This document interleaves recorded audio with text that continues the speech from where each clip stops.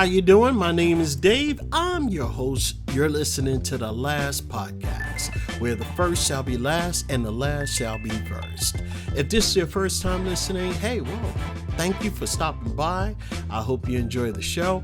And if you're returning, welcome back. I really appreciate you listening, and I hope you continue to find tips, ideas, and value from listening to this podcast. Today, I have a question. Yeah, I know. I always have a question. Is there a correlation between the time we wake up and our productivity? And I'm believing there is. So if you're an early bird or if you're a night owl, I think it does matter. So which one are you?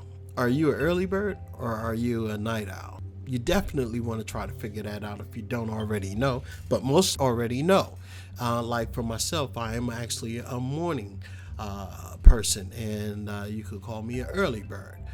We tend to wake up early in the morning, and most of our productivity is done in the early hours of the day. We often have higher levels of alertness and cognitive function in the morning. And I would even venture out to say our power hours will probably be from 8 to 12. And of course, we have great productivity throughout the day, but I'm saying our power hours, we can get so much done within those 4 hours from 8 to 12. At least I know I can. So for night owl, it's something different. But for us day people, early birds, whatever you want to call us, morning people, we also benefit from aligning our schedules with the typical day hours, which can lead to better synchronization with the societal norms.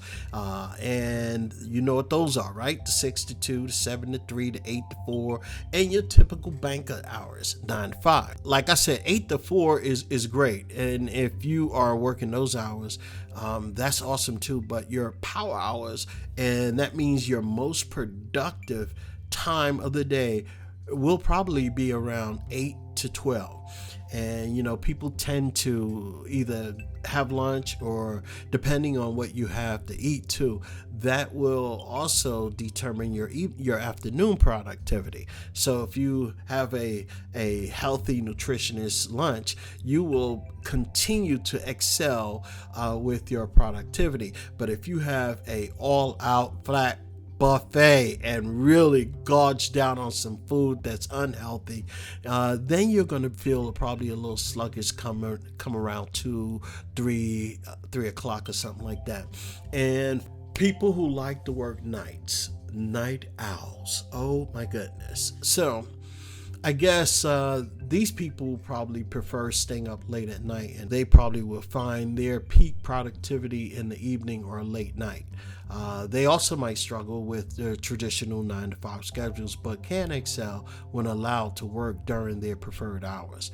And night people, they like to work overnight. So and that is typical. It could be from like 10 to 6 or 11 to 7 or 12 to 8 or what have you. I've seen some people work from 7 to 7. So, and I actually worked those hours for a little bit at times too. I believe there are factors that influence our correlations, and I'm just going to name 2 or probably 3. And I know the first one we could say is our circadian rhythm. Each person has their own unique clock, their own internal clock, right? They sleep, wake cycle, whatever it is, and their productivity patterns. Understanding and working with our natural rhythms can enhance our productivity and our well-being. And I'm all for it, because when you wake up in the morning, and one of the reasons why I say that is you can wake up in the morning, and if you start your morning with meditation or exercising or something like that, it will really, really power through for the rest of the day for you. And the second one is sleep quality and duration. Regardless of your wake up time, getting sufficient and high quality sleep is crucial for optimal productivity. Poor sleep can lead to decreased focus, impaired decision making, and a low overall productivity. And nobody benefits from that, right? I'll even throw another one out there. Routine, basically, and consistency. If you have a set routine, and I talked about this in the Power of Change and in that episode. So consistency is key, and I think that's for everything, even in sales or sports. Consistency is everything. So establishing a morning routine can set a positive tone for your day and boost your productivity. Personal preferences and the nature of one's work can impact the correlation between wake up time and productivity. Flexible work environments that accommodate different schedules can help individuals maximize their productivity. But what works for you? And I'm only asking this question because a lot of people don't really think about it. I got to get this job. And I even noticed that some companies are really throwing themselves out of whack with good people, because I think if companies even took the time to understand the rhythms of their employees, they would probably have more productivity. Like, for instance, employees who want to work in the evening, or employees who want to work at night, and it seems like those companies who basically change a person's schedule just to shake things up, and there are other good reasons and factors that go into why they do it, but I think if they would cater to a person's circadian rhythms, I think that they would basically have more productivity out of that one person. Like, for a person who want to work late evenings, let that person work late evenings, because they are in an area where they're used to working those hours. They find themselves more productive. And if a person wants to work early hours, let that person work early hours, because why? Their whole situation might work with that. Like, for instance, if they have kids, their whole household will probably sleep at night. So if you let that person go to work or in the daytime, they might be more productive. Now, if they got early kids, I don't know about that. That's a toss-up because sometimes young kids get sick and they up all night and they're feeling miserable, and they can't help that. But life gets in the way, and that person that person who has kids, they have to still get up no matter what and go to work. I've been there. I've done that. I know how that feels. So I just wanted to make a point that if a company decides to say, hey, look, we got rotating shifts, that's great. Rotate the shifts for those who would like to rotate, but keep the shift for those people who are, and I get it. If they're not being productive, okay, well then maybe they need to either leave the employment, or maybe they need to move forward or try a different shift or something like that. And I got that too, so I understand that. But for people who are able to work evenings because this is their lifestyle, they've worked nights all their life, and people who work days all their life, if they find themselves more productive within those hours, I think you should let them have that. But it's just a suggestion, right? Who am I? I'm only shooting out suggestions here, right? So I do know that research findings, studies on early risers, research has shown that early risers often report higher levels of productivity, better mental health, and increased feelings of satisfaction. This is partly because they align more closely with the societal schedules, like I said a little while ago, the 8 to 4s and the 9 to 5s, right? Which can reduce stress and improve overall well-being. And I'm telling you that because I know if I work in the evening times, I know I love evenings because in the morning time it's hard, but I am more productive in the morning. So let's say if I wanted to work between hours of 10 to 9, right? Or 10:30 to 9. Let's just say that, right? I know I'm more productive, and I'm being honest. I'm more productive during those hours of 10:30 to like 4 o'clock, 4:30. After 5 o'clock, I punch out. But The hours work because it depends on how long I have to drive. So there's a lot of different factors that go into why people want certain hours, because it works for them in their scheduling. So I understand that. And, those other hours, like from 5 to 9, where I clock out mentally, hey, you know what? I'm sorry. Those hours, I'm there, I'm a body, and I can still function. But, I'm not going to be in optimal shape mentally to function and that's just the way it is. That's the truth for me. But for night owls, study shows that it indicates that night owls can be just as productive, especially when their schedules allow them to work during the peak hours that they want to work, right? During their actual peak hours. And I'm not saying the hours that we want to work, but I'm saying the hours that we're most productive and our power hours where we're super productive, okay? However, they face challenges due to societal norms which favor early risers, the regular 9 to 5 and 8 to 4s, which can impact their sleep quality and social interactions. What do? Well, we try the best that we can to get in a position that will allow us to work within a schedule that we want to work. And if you have no kids, then by all means, you should be topping it off. You should be looking for a job where you're going to have your maximized hours and your power hours, your peak performance. And if you don't, you should try to find that out. When am I most productive? And when I am not just most productive, but alert, attentive and everything. So all of that accounts for it, right? You have to pretty much pay attention to that. So I have a couple of tips for maximizing your productivity. And one of those tips is identifying your peak hours. What is that you or when it is that you are most productive. You have to pay attention to how you feel, right? When you are most alert, productive during that day. Try to figure it out. And I think most adults already know it, but there are a lot of people who don't.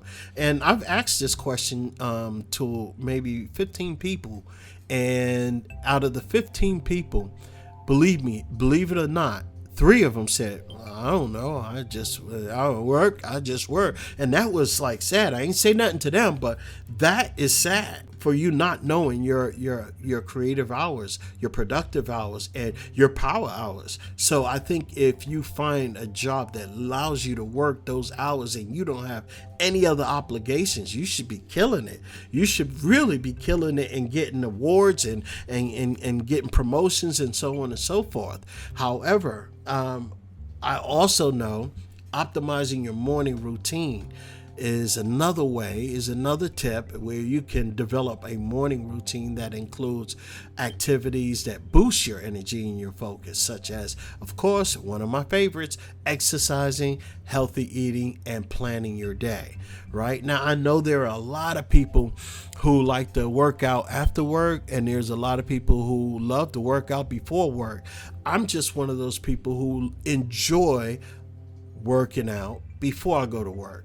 And I am super focused if I work out before work. So, and I know a lot of people who love to work out after work. It depends on you. Like, this is an individual thing. So you have to figure that out for yourself, right? If possible, adjust your work environment to match your peak productivity. You could do that. I mean, you can basically try to find a job that's going to allow you to work the hours that you need to work where you're most productive. And here's the benefit of doing that.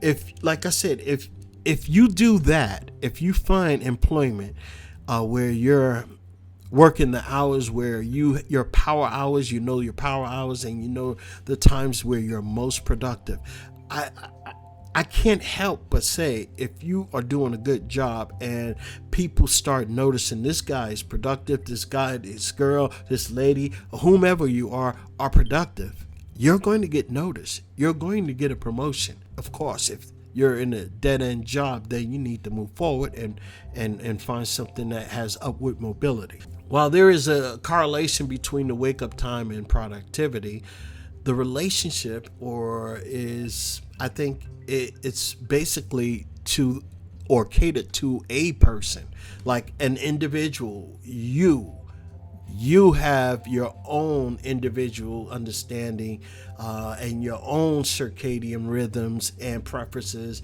that will help you maintain good sleeping hygiene and create a supporting work environment. I think is key to maximizing your productivity, regardless of whether or not you're an early bird or a night owl. So this was anything that would possibly have helped you or give you an idea to figure out and say, hey, you know what? He's right. He's got a point. And let me find a job or a better job. Or I think you know what? My talk today was really going to be, I had a question. And it basically started out like this before I even went to this podcast and spoke on what I've just spoke on. But one of the questions was, do you have a job? Do you work? And then I wanted you to write down, if you are working, I want you to write down why, all the reasons why you're working. And I get it. Pay the bills, to have a roof over my head, to feed the family. I got all that. But it doesn't matter to me. It matters to you. But check this out. Write all your reasons down. Why are you working? Where you're working. Okay? So then the second question is, do I love my job? Okay? List all the reasons that you love your job. And do I like my job? List all those reasons that you like your job. And I am going somewhere with this. It's just an open-ended question for you. The reason why is I want you to look at if you've been on this job that you like, or and the third question can be, do I dislike my job? And if you've been on that job that you dislike for, let's say, a year, why are you still there? And don't hand me the reasons that you got to pay the bills, or because that's a bunch of hogwash. Because if you had 12 months to find something much better, and you got consistency of working 12 months on a job that you dislike, you should be looking at an exit strategy that will allow you to find a job that is a little bit better than what you have, or a whole lot better than what you have. And for those who like your job, is it possible you can find a position that you would love? Because we all know if we love what we do, it doesn't feel like work. And for the people who love their work, congratulations. Because it doesn't feel like work to you. But here's another key. It's looking at gratitude for yourself. Even if you dislike your job, now find a couple of things that you like about it too. So you can have the gratification of knowing there's a reason that you're there. And you're going to honor that reason until you find something that better suits you, with better pay, with a better opportunity, and with upward mobility. But you just can't wish for that. You basically have to put your 2 cents in too. You have to put your work in too. You have to, if you are looking for a raise, you have to be able to have a value where it warrants a raise. You have to have a skill set that they would look at and say, this guy is very skilled. This guy or girl or woman is very skillful. You know what? I think they'll be better suited in this position. Of course, that position has more money, and sometimes it doesn't. But sometimes if you make a lateral move, that might make your job a whole lot sweeter, even though you're not making more money, but you might like it or enjoy it a whole lot more than what you currently have. Even though it's a lateral move. It's all about finding an idea or something that you can live with until you can move forward into another position. And what do you have to do? You have to continue to learn. You have to continue to grow your skill set in order to be of value or asset to a company, for them to even want to even hire you or even promote you. There are a lot of people out there who want something for nothing. And they make it bad on the people who are actually working hard and doing something, and they're making it harder for them to even move forward. So what I want you to do is, if you want a raise or if you want a promotion, make sure that your skill sets is where they're supposed to be. Make sure your skill set level is at optimal position where someone will say, wow, we should have had this person in this position a long time ago. Where have you been all this time? Hey, I thank you so much for listening. As always, I just try to give you a few ideas to help you move forward. And just to give you a little transparency, I too talk from experience, because when I was working, I would ask myself, how long will you stay in this position, knowing that you can move forward and knowing that you can excel? How long will you allow yourself to do this? And some people, from a standpoint of saying, you know what, I'm gonna be honest with you. Some people have a standpoint of saying, I don't deserve nothing more. I don't deserve anything better. I think you have to get out of that. It's all about your mindset. You deserve the very best. And I believe that for everybody. I believe that for myself. And there was a time when I didn't believe that for myself. There was a time when I didn't think that I was worthy for something better. So I'm just telling you, if you were anything like the way I was, it's time to change your mindset. It's time to change your perspective. It's time for you to get a new outlook on you and who you really are, because you were destined for great things. You wasn't destined for mediocre. You wasn't destined to just sit back and work day by day and not have any fun or any enjoyment of life. You're not here just to work and pay bills. You're here because there's something inside of you that wants to move forward and explore life to the fullest. It's in you already. Just latch on to it. Open the door a little. Give it a little light and start to flourish. I just want the very best for you. I know that you can do it. You know that you can do it. But for some reason, you're probably saying to yourself, I don't deserve this.